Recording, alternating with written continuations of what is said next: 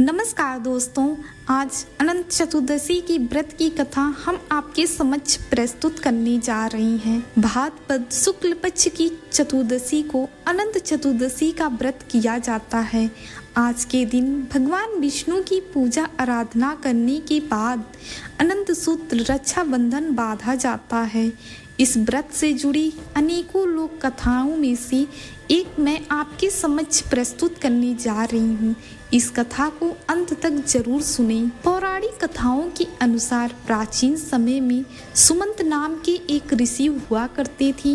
उनकी पत्नी का नाम था दीक्षा। कुछ समय के पश्चात दीक्षा एक सुंदर सुशील कन्या को जन्म देती हैं, जिनका नाम रखती हैं सुमन। लेकिन कुछ ही समय के पश्चात सुमन के सिर से माँ की साया उठ जाती है। उनकी माँ की मृत्यु हो जाती है।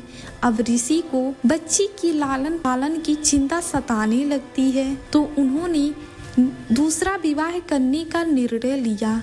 उनकी दूसरी पत्नी और सुमन की सौतेली माँ का नाम करुणा था।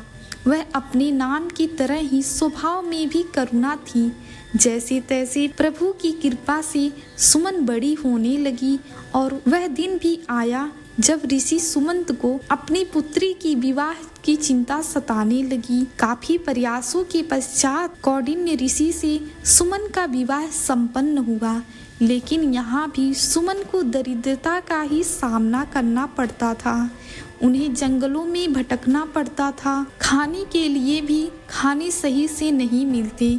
ऐसी परिस्थितियों को देखते हुए एक दिन उन्होंने देखा कि कुछ लोग अनंत भगवान की पूजा कर रहे हैं और हाथ में अनंत रक्षा सूत्र बांध रहे हैं। सुमन ने उनसे अनंत भगवान के व्रत के महत्व को जानकर पूजा करने की विधि विधान पूछा और उनका पालन करते हुए अनंत रक्षा सूत्र अपनी कलाई पर भी बांध लिया। कुछ समय पश्चात देखते ही देखते उनके दिन फिरने लगे।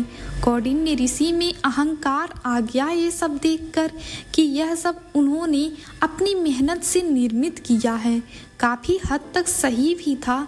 प्रयास तो बहुत किया था उन्होंने। अगले ही वर्ष ठीक अनंत चतुर्दशी की बात है। सुमन अनंत भगवान विष्णु का शुक्रिया कर उनकी पूजा आराधना कर अनंत सूत्र रक्षा सूत्र को बांध कर घर लौटी तो कौंडिन्य को उनके हाथ में बंधा हुआ अनंत धागा दिखाई दिया और उनके बारे में पूछा। सुमन ने खुशी खुशी बताया कि यह अनंत भगवान विष्णु की आराधना कर यह रक्षा सूत्र बंधवाया है।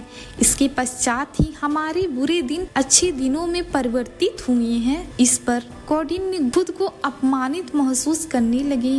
उनकी मेहनत का श्रेय सुमन अपनी पूजा को दे रही थी।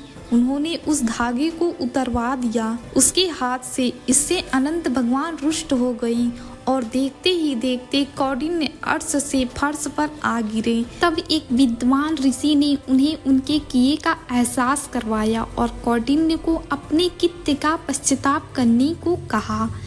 लगातार 14 वर्षों तक उन्होंने अनंत चतुर्दशी का व्रत व उपवास रखा। उसके पश्चात भगवान श्री हरि विष्णु नारायण उनसे अति प्रसन्न हुए और कौंडिन्य व सुमन फिर से सुखपूर्वक रहने लगे।